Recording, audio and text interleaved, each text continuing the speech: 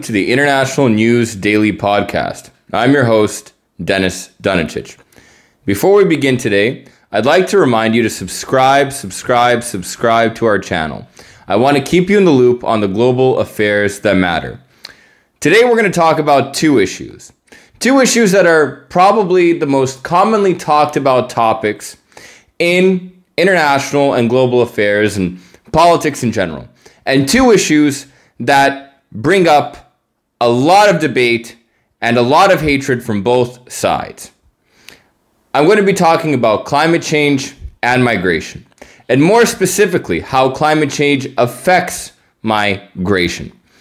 On Monday, the World Bank published a new report estimating that within 30 years, in a worst-case scenario, over 216 million people from various regions in the world can be displaced because of climate change reasons. These reasons can be because of drought, crop failure, flooding, other things caused by global warming and our climate simply changing. Now, before I move forward, I want to make one stance really clear. I do try to be unbiased here. However, I am always going to be on the side of scientific and general consensus. I know a lot of people don't believe in climate change. Some people don't even believe that the earth is round. A lot of people believe that the earth is fucking flat, which is insane. But that being said, some people also don't believe that the climate that we live in can change. Now, this change can be because of human influence. It can also be because of natural earth causes. I'm not a scientist. And that's why I'm going to let them comment on that issue more often. We're not going to go into the scientific aspects of climate change, global warming, or any kinds of emissions. Again, I'm not an expert on that topic. I am not a climate scientist. I am a political scientist. And I'm going to focus on the political implications that it has that we can already today observe. And that main issue is migration. Now, the reality is that climate change has caused some areas to experience more economic difficulty. Things such as drought or famine or the inability to grow crops fundamentally cause people to leave where they live and go somewhere else.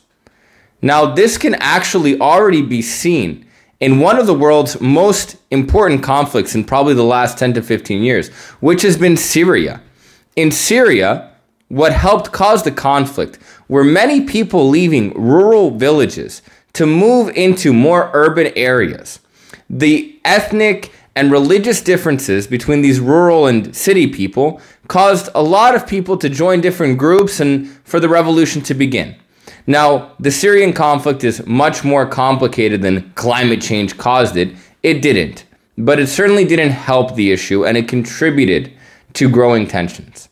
So we can already see and observe how climate change simply affects the global, political, and socioeconomic scale and influences pretty much every aspect of our lives and everyone's life. And going back to what I stated earlier, the World Bank estimated that in a worst-case scenario, if emissions are not decreased and if, on an economic aspect, there is equal development between different regions of the world, migration can be had or will be experienced by 216 million people.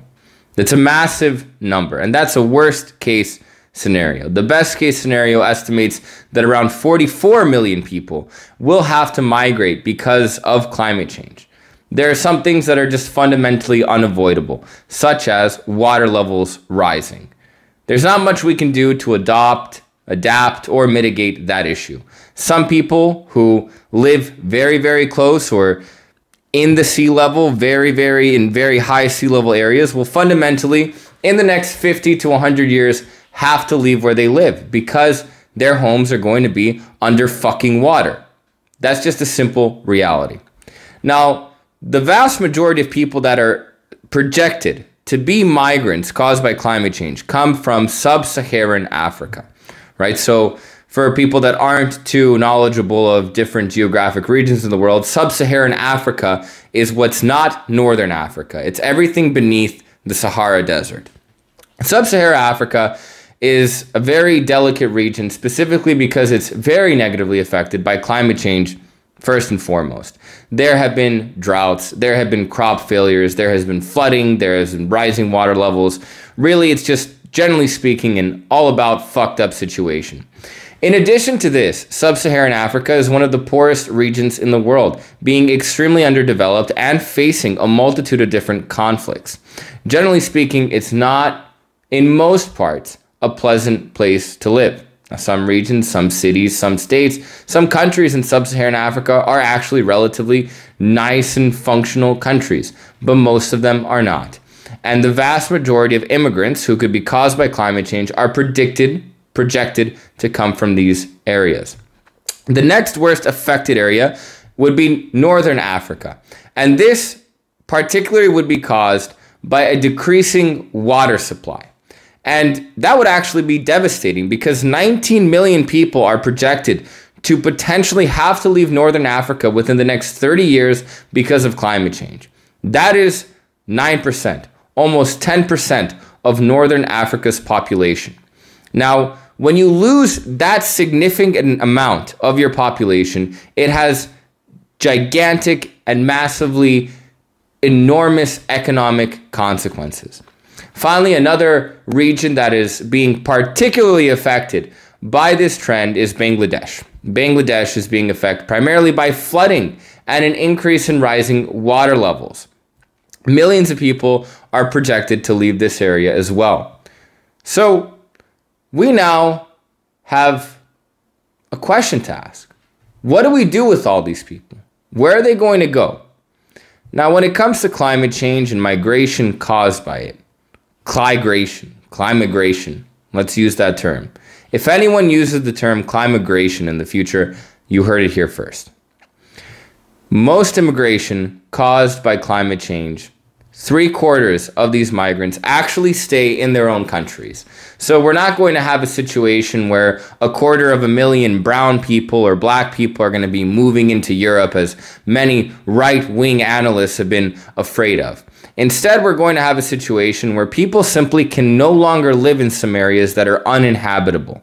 And their countries are going to be able to, they're going to have to be able to provide these people with the infrastructure to live and adapt to a new kind of life.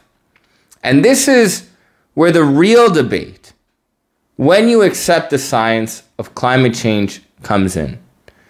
The two sides are mitigation and adaptation. And there's generally, most camps believe in a mixture of both, right? But most of what you see in the public and what's projected about climate change is actually supporting mitigation, which is the idea that we as humans are the biggest influencer on climate change, and that we have the ability to reverse climate change because of recycling or renewable energy or new forms of technology that are going to allow for cleaner production and more cleaner growth in the world. Now, the reality is that renewable energy sources, cleaner energy sources, and changing some of our habits are fundamentally good for the environment. This is true. But the reality is that many people are not aware of is that a lot of damage has been done. And some of this damage that most people refuse to accept is simply fucking irreversible. Some things are just too late to fix.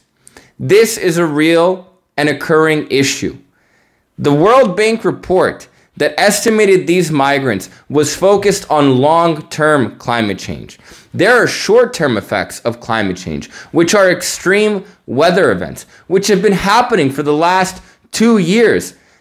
A lot of people have been affected by these extreme weather events, such as flooding in Western Europe, massive storms in the United States, wildfires in Australia. These are not things that my generation grew up with as children.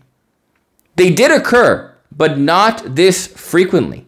And migrants are being caused by this. The reality is is the changes of climate change are prevalent and affecting us and are extreme today. And I don't want to sound like a crying Greta Thunberg or Thunderberg, however her name is pronounced, and say, "You took my future away from me." No one took anyone's future away from anyone. The reality is what should be more focused on is adaptation. And that's just simple evolution. If you look at human evolution, all we've been doing for the last millions of years, and every organism that exists today, is evolving, which is quite simply adapting to the situation. The climate is going to change, like it or not.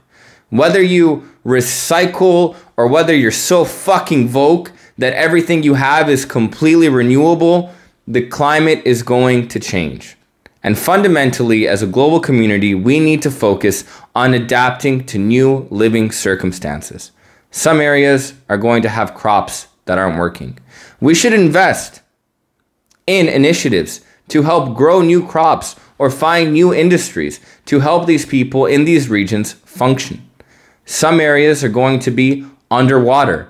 I personally live about 200 meters, or for my American friends, about 700 to 800 feet away from the sea. I will be affected by climate change one day, and if I'm not, my children will be. The reality is that these areas that are experiencing flooding, we should also invest in research to either help mitigate this flooding or help people adapt to this flooding. There are options, and it's not just mitigation. Mitigation helps, but it is not the answer.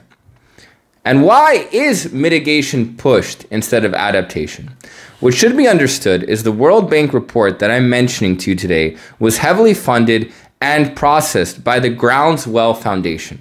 The Groundswell Foundation is a non-profit organization which is based on doing research and understanding the effects of climate change. Now, the Groundswell Foundation is heavily financed and supported by industries and companies that work in renewable and clean energy. It is in their interest that they are provided with government funding or with tax cuts to grow different renewable energy sources such as windmills or solar panels. A lot of this comes down to economic interest. A lot of the information that is being fed to the masses comes down to economic interests. And the stereotype of the big oil baron being the evil guy that wants to destroy the environment may be true in some cases. But that's not the only person that's interested in making a profit. Everyone wants to make money. And everyone's going to push the information that's going to create a profit for them out there in the public. So the only thing that I'm here to say is when you're learning about climate change, understand that mitigation, recycling, or doing all these different things and reducing emissions are not the only thing that can be done. And understand that this is a real issue that is affecting people on a daily basis. People are losing their homes, and in a few decades, millions of people, even in a best case scenario, tens of millions of people, are going to find themselves in a situation where not just their personal home, but the region in which they live in is uninhabitable because of climate change. And that's unless we as a human race learn how to adapt. I'm happy that I was able to talk to you about this issue today, and I will admit this report did get a little biased today on my own opinions on the climate change issue, and that's just something that I fundamentally couldn't avoid. If you want to have a debate with me, if you want to let me know your own thoughts, please put it in the comments. I'm more than happy to have an open and constructive conversation about any issue that is occurring in the world today. Thanks for tuning in, and I'll see you in the next episode. Have a good day.